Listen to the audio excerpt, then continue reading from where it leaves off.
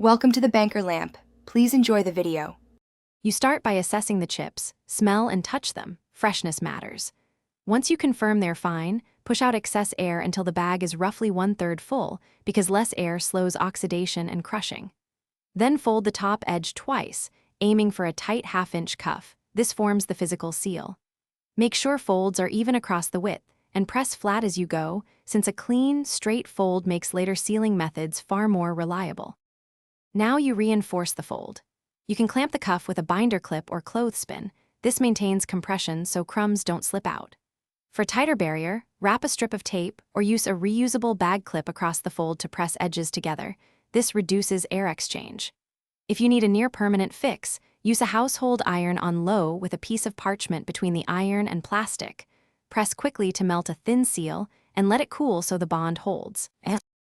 Finish by placing the resealed bag upright in a cool, dry pantry. Orientation prevents stress on the seal.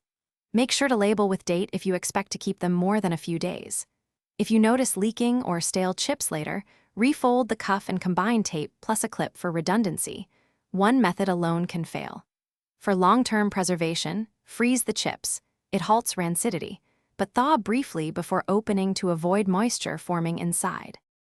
Thanks for watching. If this was helpful, leave a like and consider subscribing. See you next time.